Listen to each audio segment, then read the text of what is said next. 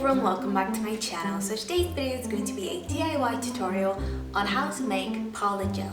So I have a video on my channel about that, but that one is kind of more about how to use polygel, and even though I explained a very simple way to make it, some of you still were kind of confused and wanted a full video just about actually making the polygel. So here it is. Let's get started. So the things you'll need are just an old jar of gel, just a regular hard gel. And it doesn't have to be old, but I just prefer to use one that I know I'm not gonna need in the nearest future. So I just have a leftover of this IBD gel, and it has some glitter in it, and it's basically just messy. And then the other thing is your corn flour, and I have these cute containers to put that in just to have the same sort of application process, and a mixing utensil.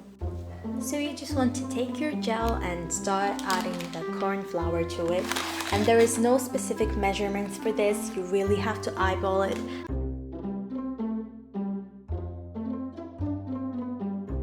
Just add a little bit at a time.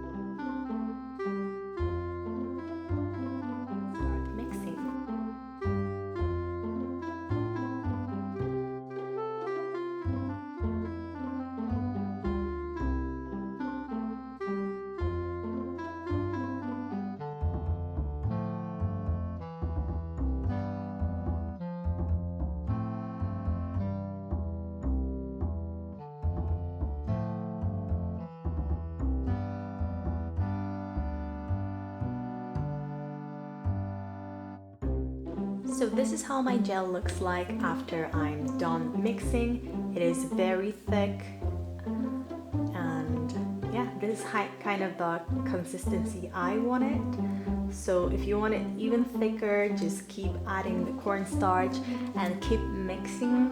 Even if you think you've added too much, just keep mixing because it will mix together. Of course, at some point you can add too much and it's not gonna work, but just keep mixing and you'll get the consistency you want.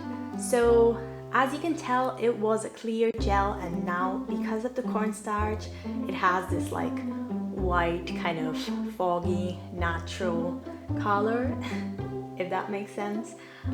So yeah, when I did it with the pink gel, it was kind of better because it just changed up the color a little bit, made it more like lighter. But in this case, you can't really create a clear gel, so that's the bad thing about it. And yeah, that is it. Now I'm gonna transfer it to the little squishy container and we're done.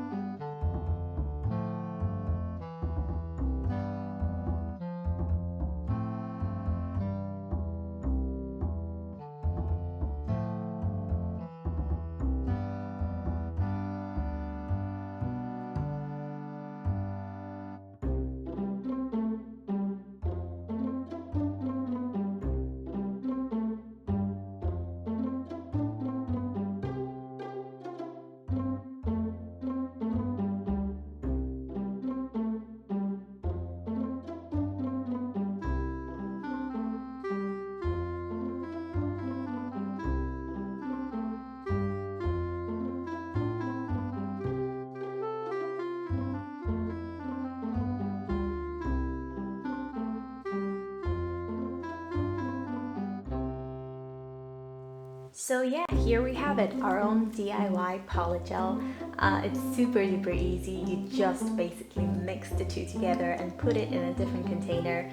And yeah, so to answer some of the questions you had in my previous video, for the slip solution I use some nail polish remover, which is acetone free, and I just dip my brush in it and it works as a slip solution.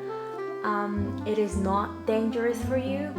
It is as dangerous as any nail product would be. So of course, nail enhancements and stuff like that do a little bit of damage to your nails, but it's a choice. You don't have to do it. It's just like dyeing your hair.